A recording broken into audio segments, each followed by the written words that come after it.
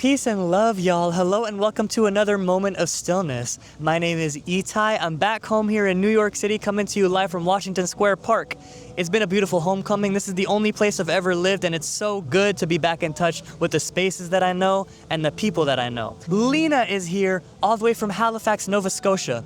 Lena is an amazing human being working in the field of connecting humans around each other. She also has lived most of her life in West Bengal in India, and so she's here to tell us a little bit about the difference between India and America, how yoga has impacted her life, and the importance of gathering in communities. And by the way, y'all, I have very exciting news. Lena and I are putting together a yoga class in person in New York City on June 21st, International Yoga Day. It's gonna be at Hudson River Park in the beautiful green space. So more info for that will be below. Just hit the link below, and I hope to see you there. So thank you so much for being here, Lena. How are you today? I'm doing good. Thank you so much for having me. How are you?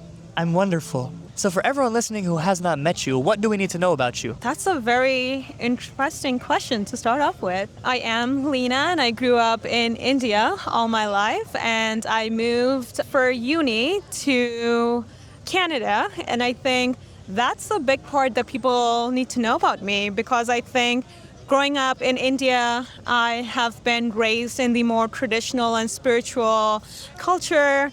And then now I'm here in the West trying to thrive. And I guess a big part of my being is to find the balance of the Eastern and the Western traditions. So yeah, I think that's a big part of who I am that people need to know about me.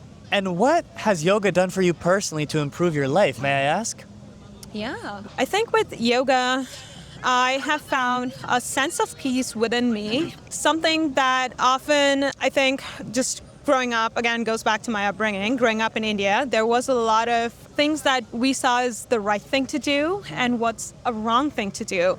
And I think yoga has helped me go within me and really understand what's good for me and what's bad for me and gravitate towards the thing that feels good to me. And what I think is very interesting is I think that's the best way for people to make their life decisions based on what feels good to them instead of being told. So I think that's the biggest thing that yoga has done for me, is to connect with my inner compass. That's one of my favorite things about it too. I have a yoga teacher who says that all other religions are based on beliefs you have to hold without having any proof. Yoga is not a religion because there's no belief that you shouldn't experience on your own. In other words, don't believe anything that you haven't experienced. You can also say, if there's a belief that you don't have personal evidence for, then it's not your belief, it's somebody else's. And you know, we grow up all the time, people saying, don't do that, don't jump on the table, don't eat that, don't drink that.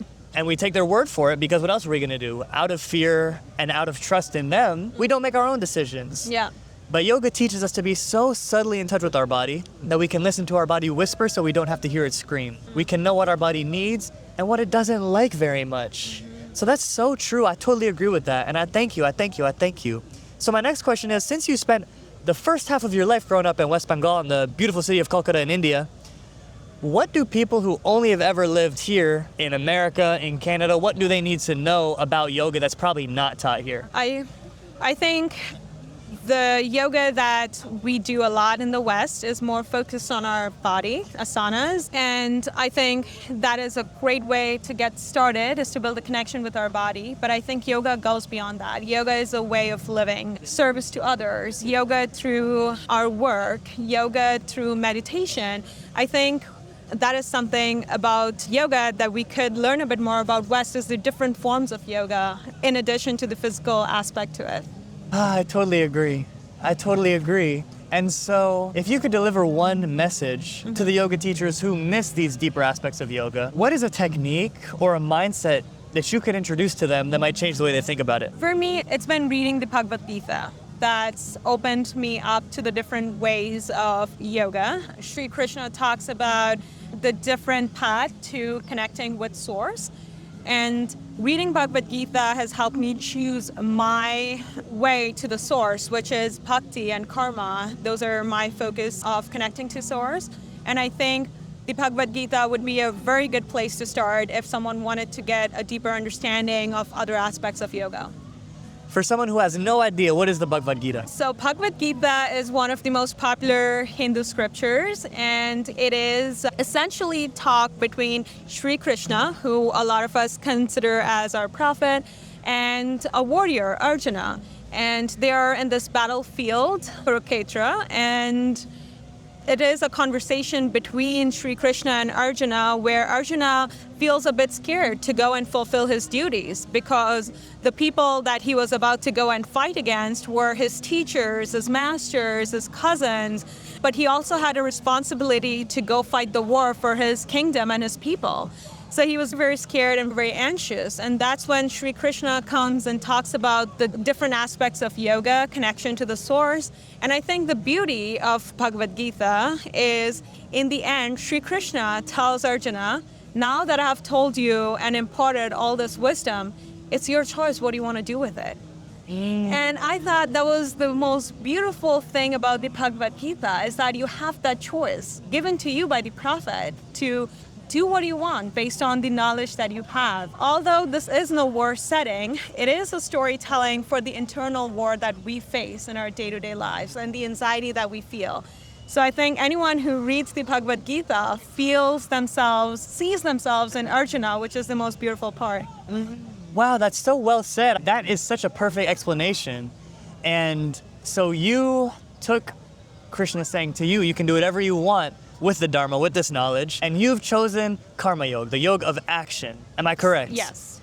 And for those who don't know, we usually think of yoga as being what you do when you roll out your mat, maybe a little bit of breath work, maybe even a little bit of meditation. That is just the tip of the iceberg, because many great teachers tell us about 4 different paths of yoga. We have Karma Yoga, which is the yoga of action, of selfless service, of philanthropy, of doing things with no expectation for anything in return to help other people. Yes. Then we have Bhakti Yoga, which is the yoga of devotion. So when you pray, when you chant mantra, when you sing kirtan, things like that, ways to invoke the deities and to invoke your inner divinity.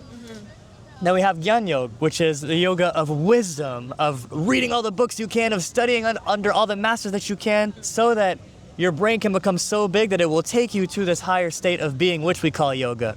And finally, we have, some people would say Kriya Yoga, some people would say Raja Yoga, which is a combination of all these things with the Kriyas of asana, pranayama, dhyana, and everything that fits into that category. Yeah. And I'm curious, now that we've gone over those 4 different kinds of yoga, aside from the Karma Yoga, which you do in your work that we'll talk about a little bit later, what other paths have been speaking to you lately?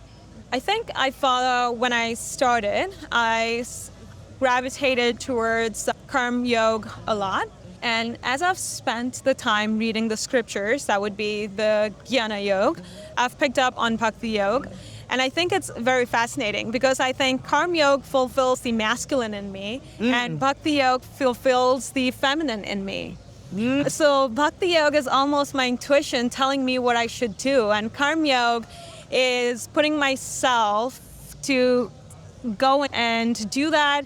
And you know what I find the beauty of it is when I'm trying to take action, I do face a lot of fear of failure, but then I think about the selfless aspect of the action.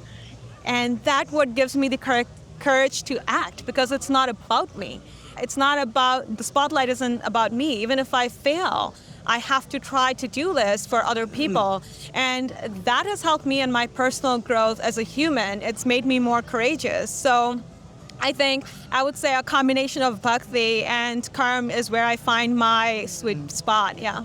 What you just said is so wise, because I think we can all relate to a fear of failure, but that's only because we're so attached to the fruits of our labor, to the outcome of our work. But Karma Yoga teaches us that it is never about the outcome. In fact, I read a book about Karma Yoga by Swami Vivekananda, and he said that we are not even entitled to the fruits of our labor. We don't even deserve the fruits of our labor. We just deserve the work itself, because that is the ultimate gift. Yes. The most delicious thing that we can have. It's really a lesson in presence, because if you're doing an activity just thinking about what it'll get you, you won't even be enjoying the activity. So that's a beautiful lesson in presence. Yeah. I also love what you said about how Karma Yoga appeases your masculine and Bhakti Yoga appeases your feminine. It reminds me of the conversation we were having earlier about how the different chakras in the body appeal to different actions, to different environments, because karma is really associated with the Manipura, the solar plexus chakra of I do, I accomplish this, I aim for this, moving your body, creating change in this material world here.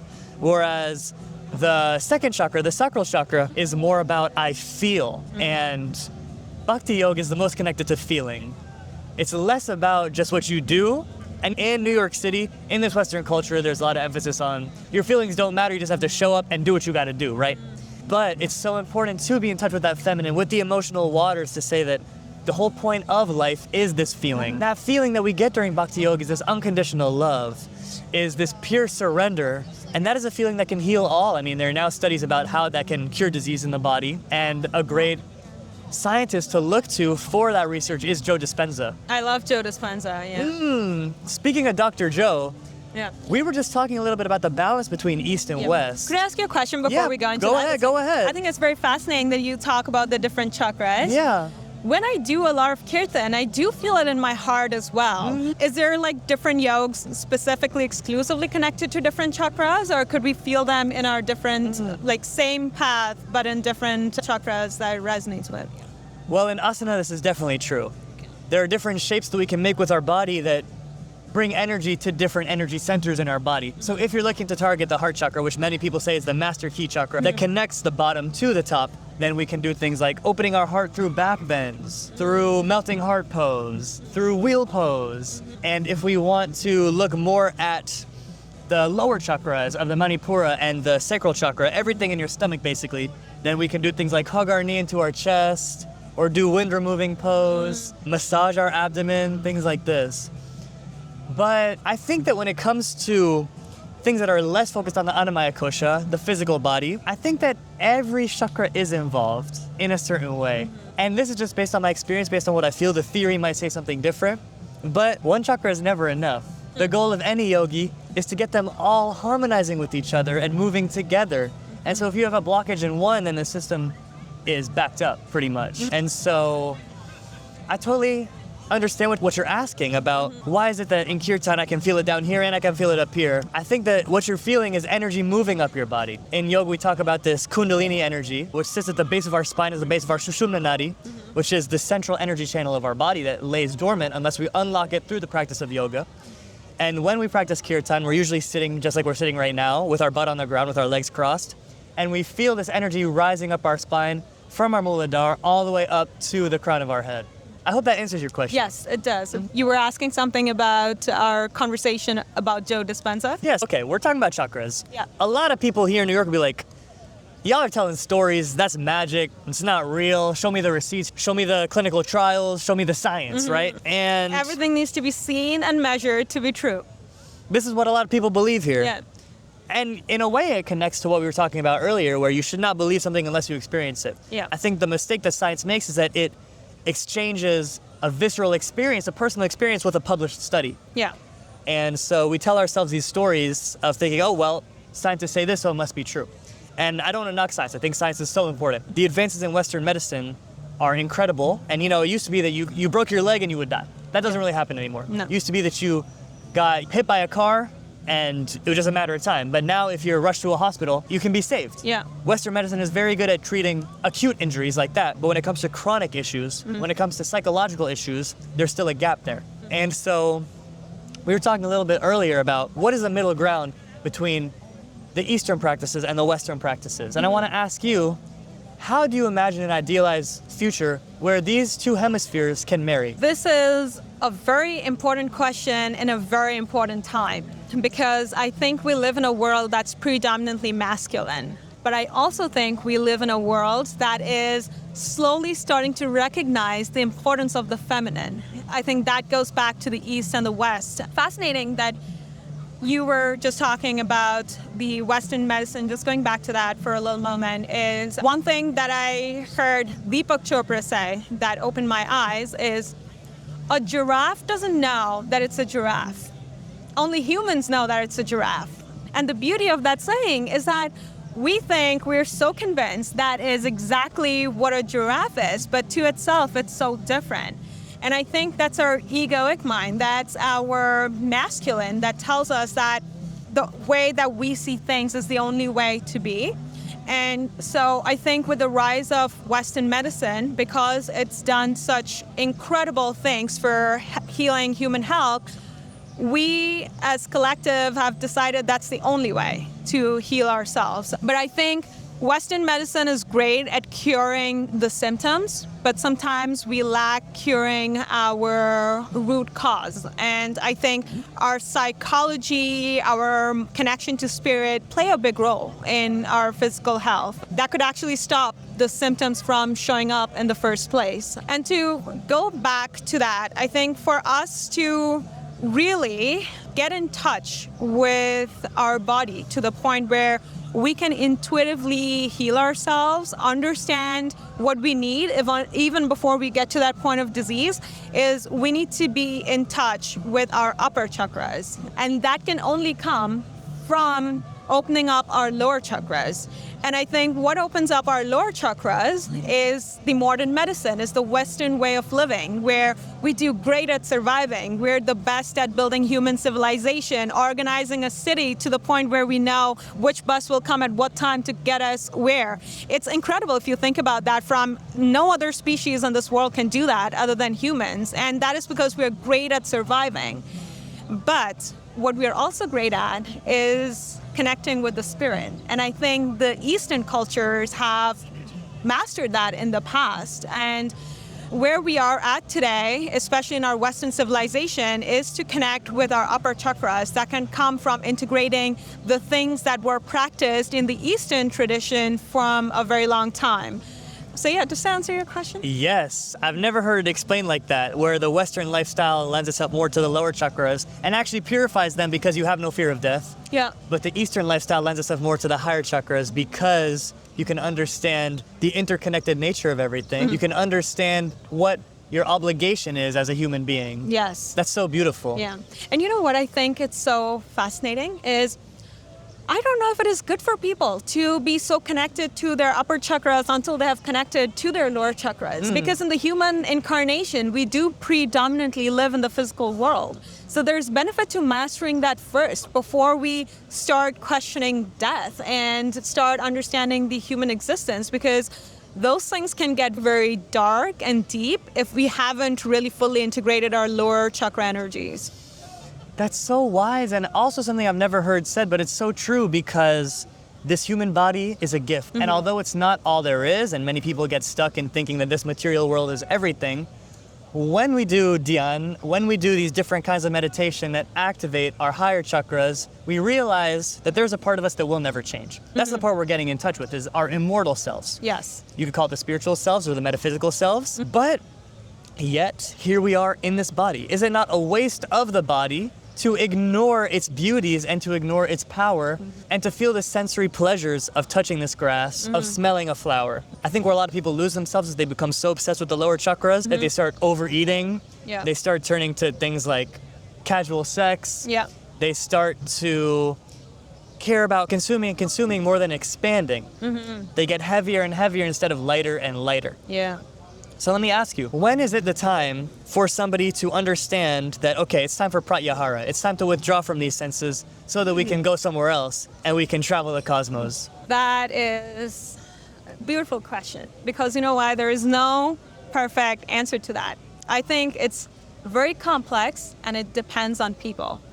I do think it depends on what our true self really wants, and I think it's important for us to be true to that. For a lot of people, especially when they're born with gifts that will make them thrive in this world, like building a tech company or leading a country, I don't know if they would be fully satisfied if they didn't do it first. So they would have to go through that journey, of that like wildly difficult journey of building that company to come to the point where they realize, I have all these things, I don't have peace of mind. And that's when they turn to the spirit. They turn to opening up their heart chakras, not just logically thinking, but thinking with their heart. But I know a lot of people that can just have a house, can have a bit stability in life, and get to that point where they're like, what's next? I need something deeper than this. So it definitely depends on people. What I would do recommend is keeping our heart open to different ways of being, so that a human doesn't have to reach a breaking point to get to that point where they open themselves up to the spirit. Keeping ourselves open to the possibility can make the journey of opening up our upper chakras so much easier, I think. You know what it reminds me of? What? It's like when you tell a child not to do something over and over again, they're just going to want to do that thing. Yes. So if you read any Eastern philosophy book and it tells you to renounce all material possessions, you're going to say, but why? Yeah. But this stuff is nice. Yeah. Then once you go and get it, you realize, oh, this actually doesn't change my life at all. And to relate my own personal experience, I was a musician for a very long time. Growing up, all I wanted was to be in a successful band that toured the world. And I achieved that dream when I was 17 years old. And I'm so lucky that happened to me so early in life, because that's what led me to the path of yoga and helped me realize that, wait, that's actually not what I want. I have to ask some deeper spiritual questions here. And so I think anybody that's on the path that still has these urges for sensory pleasure, for material sensations, shouldn't guilt themselves about it, shouldn't shame themselves about it, because it's just part of the karma. It's part of the path, and it's there for a reason. And once you're there, then it'll be time for the next step. Once you're there, it's time for the next step, but there's no reason to skip the steps. 100%. I truly believe that our souls have very individual journeys, and part of it is taking that journey. Sometimes that means being super materialistic, and that's fine, because there will come a time when you will realize, like your soul will realize that, I've forgotten who I am. But I think, to me personally, I think that's a better route to take than to deny your material desires, trying to suppress them, and try to feel like go up into understanding spirit or trying to be a monk. I also, quite frankly, think that comes from a place of fearing failure and not going for what your heart desires, as opposed to not following your desires from a place of knowing that those desires aren't going to bring me what I think they're going to bring me. So I think it's very important to actually first follow your material desires and then see what the world has more to offer. That's so true. I think that it's very easy to mask a fear of material success as a desire to renounce. Yes. But both are very different things. Of course. And for anyone on that path, they should know, as we both probably have experienced in microcosms, that the path of renunciation is no less scary. No. It's not easy at all. And I know that in this incarnation, at least in this present moment in time, I want to use this human body. And I want to do everything that I can here in the material world just to stretch myself and to see my limits. And luckily, the yoga that I have learned has taught me to detach from the outcomes. And so that if I fail, I will know that I'll be okay with nothing. But that's no reason to stop reaching for infinity, reaching for the divine. And speaking of the goals that we have here in the material world, I want to ask you about the startup that you're currently founding. Do you want to tell us a little more about it? Yeah, absolutely. I think my startup actually started from my personal journey, where I always felt like I did not belong and I did not fit in. So I forced myself for the longest time to fit into groups, and I did not, because some people of my age are having families and some people of my age are just nomads, and I find myself somewhere in between, and that makes it very hard to have genuine friendships. So my startup, misfit.club, is all focused on finding your people, finding people who actually connect to your soul. Doesn't matter what their life stage is, doesn't matter what their ambitions are, you connect human to human. So currently I am designing social experiences in Toronto, New York, and San Francisco to bring a group of people together where we can just put down all the performance and just be ourselves and be accepted for who we are. So I do have a lot of other events that are coming up, and I mostly post about them on Instagram. It's misfit.club, MYSFIT.club. So if anyone was looking for their people and my message resonates, come join us. We are a group of people where you'll feel all the love and all the belongingness, no matter who you are, in the spiritual, material world. That's such a beautiful mission. Thank you for sharing, and thank you for including everyone listening in the fun. What is the importance of a community gathering?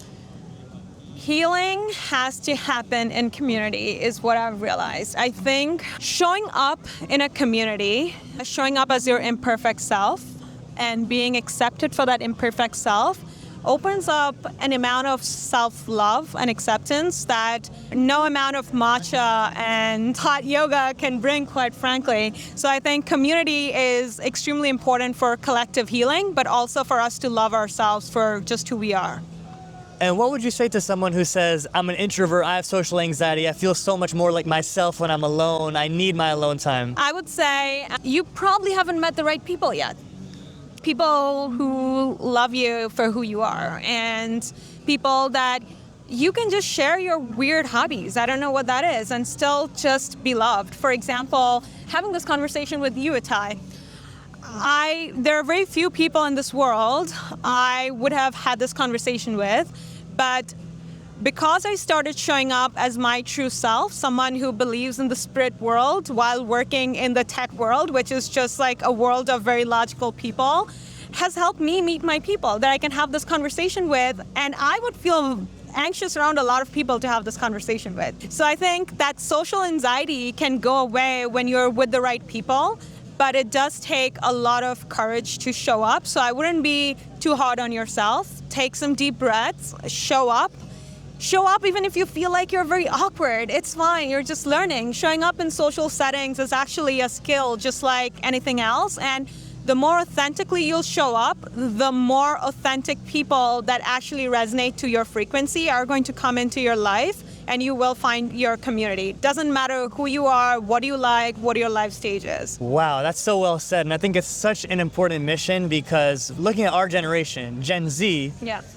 I'm someone who loves talking to strangers on the street. Oh, I love that for them. That's a rare skill to have. It brings me so much joy, like you're saying. I discover who I am more when I'm talking to another person. But I have a lot more success or enjoyment or connection talking with older people. I feel like our generation, because of technology and because of the state of the world in general, is less likely to approach a stranger, to be outgoing. And I think it's so important for us to feel safe in these spaces because a lot of the time we will feel fear of judgment. We'll feel like we don't want to be perceived, things like that.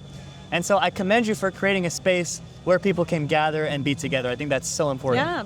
You know what I love about you is you are so authentically yourself. You just embrace your energy. So I would ask you this for kids, older people, anyone who probably struggle a little bit to embrace their energy because they feel like that will make them weird or make them unsuccessful in this world. What is your message to them to embrace who they are, to get that confidence? I will say that, okay, let me put it this way. Okay. I was in a yoga class where the teacher was like, now when you exhale, go ha, and it was crickets, it was silent. Yeah. Nobody did it. And she's like, okay, we're gonna try that again. And I want you to remember that even though it feels weird, you are not just doing this for yourself. You're doing this to give the person next to you permission to do it too. And so I would say that if you are not completely yourself, then the people around you are not gonna feel welcome to do it either. But by being yourself, you are actually doing others a favor. You're showing them it's okay. You can come out of the dark. You can be who you want to be. And I think a lot of times we're like, oh, I don't want to take up that much space. I don't feel like I don't want to bother anyone. I don't want to be a nuisance. But there's infinite space to take up. And by taking up space, you are only being a catalyst for other people to follow in your footsteps. Yeah. And it's so much harder to be a leader than a follower in that way. If you see someone else doing it, then you want to do it immediately. So look for your mentor. Look for someone who can show you that it's okay. And then so many people will come after you once you step into your own personality. I definitely feel so empowered to take up space when I connect with you. Even when I'm texting you and I feel the need to say too much sorry, I'm like, no, that's not the vibe. The vibe here is to just be relaxed, be calm, take up space. And I think there's so much need for that in today's world. Yes, we always over-apologize. I'm guilty of it as well, and I'm just training myself not to do it because the truth is that 9 times out of 10, we use sorry as a social lubricant, meaning please accept me. Yeah. And Please don't stop loving me. And that energy is dangerous on a personal level because if you are always walking on eggshells with other people, then you're walking on eggshells with yourself. And the person that you need to say sorry to is yourself. The person you need to forgive is yourself. It has nothing to do with the people around you because we're all just mirrors walking each other home. In another person, you can only see yourself. You can only see what they bring out of you. And I think when you lose somebody in your life, you also lose what they brought out of you. And so we have an infinite array of expressions based on who we're around, based on what situation we're in. And that is the importance of community. That is the importance of connection. 100%. What do you miss most about India? I think what I miss the most about India is being loved for who I am, not what I do. And a good example for this is actually Whenever I sit in a cafe for a very long time, I feel the need to keep purchasing things to sit there. I totally relate. And I understand that because you need to generate revenue to keep a business running. But I also miss like the Indian vibe where you go sit at a restaurant for a very long time, you will most likely not get bothered, or that's not a very rude thing to do. So I think just that of not everything being transactional, I do miss that. I think what I experienced over the last 4 months in India is there is such a deep-rooted practice of generosity. Yes. Whether you're being hosted by somebody and they're feeding you and housing you and showering you in gifts, or you're just on the street and you're talking to somebody. There's a generosity with time, whereas in New York, we have this meme in New York, ain't nobody got time for that. Yeah. And that's the ethos in some parts of the city. I won't say everywhere, but it's pervasive. Yeah. That's one thing I really miss about India personally. You know what I think is a little interesting though? I live in Canada, so it is obviously part of the West, but I'm much more relaxed than New York for sure. And we have this culture of stopping and just like saying, hey, how are you doing? Before we ask the relevant question. And when I do that in New York, most people like take a moment to be like, what did you just ask me? How I'm doing? And then they answer that they're doing good and they're like, how are you? I'm doing good. And I can tell in that moment, something just loosens up. So although ain't nobody got time for that, I feel like some people do want to make time for that. They just need that, like you said, that space to be given that space to make that time. Yes, you gave them permission. Yes. You gave them a little push and they opened up. Rumi has this quote, when you take one step towards the divine takes 10 steps towards you. That's beautiful. And so all it takes is a little smile, a little question to a stranger, and they will just open like a flower. I wonder, you grew up here in New York, and then you have traveled across India, and you have so beautifully learned so much about the Eastern culture that you have embraced. Do you still relate to your childhood friends? How, and if you do, how do you make that connection? I'd say it's a case-by-case scenario. Some relationships have stood the test of time and some have not. And I can't ignore the fact that I'm on an idiosyncratic path. A New York City kid who decided to leave the city and go look for something else in life when so many people who grew up here are programmed to chase the rat race. And so I can relate to a lot of my friends. When I came back from Asia after an entire year, I was having a conversation with some of my friends and realizing that we have much less in common than we used to. And that doesn't mean that we can't be friends. It doesn't mean that I can't understand what they're going through and be there for them. But it does mean that I've changed. Yeah. And people should be allowed to change. You know, I always think it's a big red flag when a friend is like, oh, I prefer you when you were the old way, or I miss this about you, or I miss that about you. Because it's like putting a friend in a box. And friends stick together no matter what. Friends have unconditional love for each other.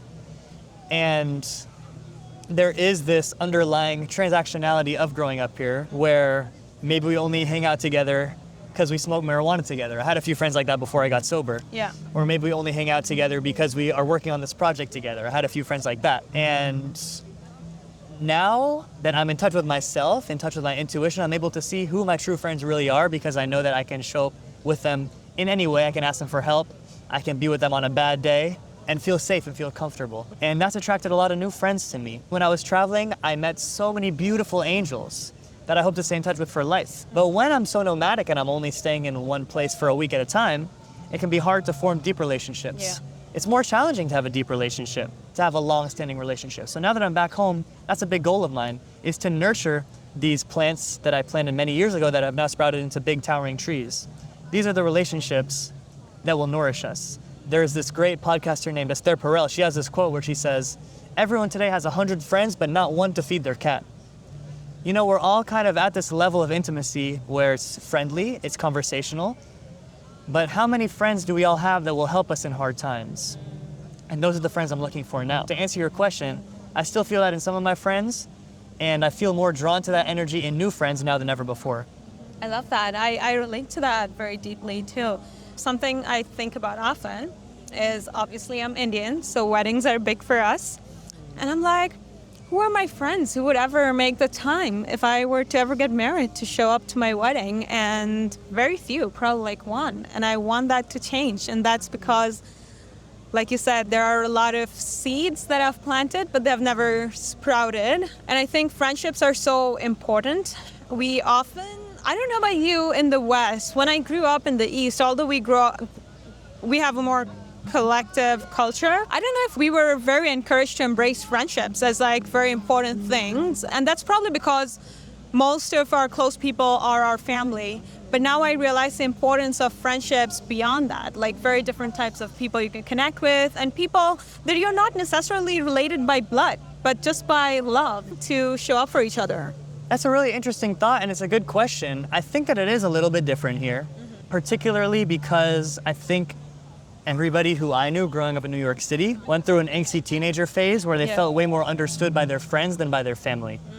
And I think that's by design. I think that there comes a time where the only people who can understand you are the people who are also experiencing puberty, who are experiencing the world opening up and blossoming. And I think I'm lucky that I lived in a place where those friends were available, although maybe I acted in a way that I regret when it comes to my parents. I was 13. Of course. And I've grown a lot since then. I think we can all relate to that, those of us who have grown up here.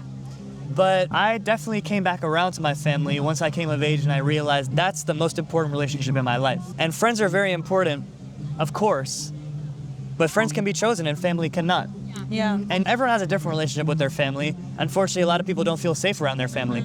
But I feel lucky enough that I do, and because of that, I want to nurture that relationship as much as I can, and I encourage anyone listening to continue deepening that relationship if it's one that feels safe and one that feels expansive. I think relationship with family is mystical to a little extent because you come to this world and they're your closest people and you're sharing their genes. Your nose look like theirs a little bit. And I think when I look at my siblings, I see so many parts of myself in them. And it's almost like the closest mirror that I can have. So I definitely love that you're encouraging people to build those relationships with family.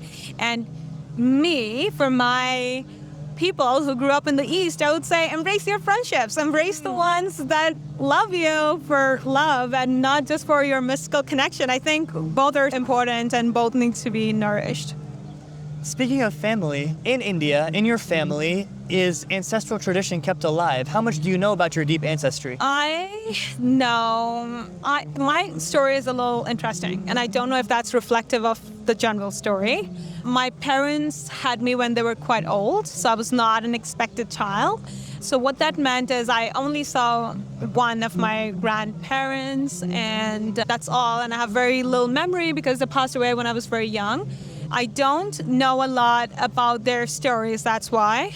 But what's very fascinating is ever since I've deepened my meditative practice, I feel intuitive connection to them. And I feel their pain. I feel part of like their hopes, but mostly their pain actually in my body that still lives. And I think it's so beautiful because as I'm healing myself, it almost feels like I'm doing it for other people in my lineage as well.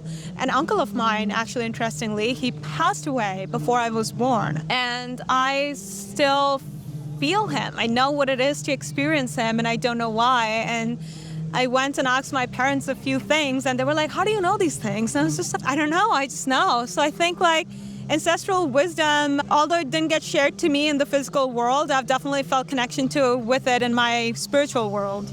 How amazing is that? I congratulate you on stumbling across that. What a gift it must have been to have this communication with them. I think it's a great gift.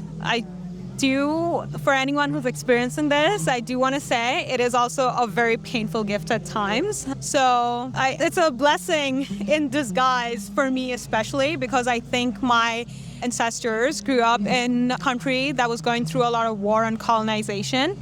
So it is definitely a gift, but it's a tough gift for sure. I know exactly what you mean. I come from a family of all Holocaust survivors, and so I don't know that much about my ancestry, but I do feel the trauma that I inherited from the genetic expression that comes from being in a situation like the Holocaust. And so my whole childhood I was working through a lot of issues with my stomach, issues with my nervous system, that I've been able to look at and realize now through yoga, these are ancestral wounds. And so I totally know what you mean, but at the same time, although it's a challenge, it's an opportunity that I wouldn't trade for anything. I would much rather know than not know. Yeah. You know what I mean? Yeah. And I think it's also part of our soul's evolution in this lifetime to feel that and to heal that. Thank you so much, Lena. This has been such an amazing conversation, and I love you dearly. I'm so thankful for the wisdom you shared. Thank you so much for having me. I'm so glad that we got to share this moment together. I feel like I learned so much from you. Where can everyone find you? What should everyone know about you before you head out? Yeah, you can find me on Instagram. My handle is It's Lena Roy, LEENAROY. That's the best place to connect with me. And if you want to show up to one of these social experiences that I'm designing, and you'll meet more people like Itai and myself there, definitely follow misfit.club on Instagram. Perfect. By the way, y'all, just so you know, I've opened up some time for one-on-one yoga calls. So if you want to talk to me about yoga, I can help you design a personalized routine. Just hit the link in the description below and pick a time before they run out. I would love to help you out with whatever you're going through, whether it's back pain, anxiety, insomnia, or anything that yoga might be able to help you with. Thank you so much, everyone who listened to this amazing conversation with Lena. Once again, my name is Itai. I will catch y'all tomorrow for the next episode. Peace and love.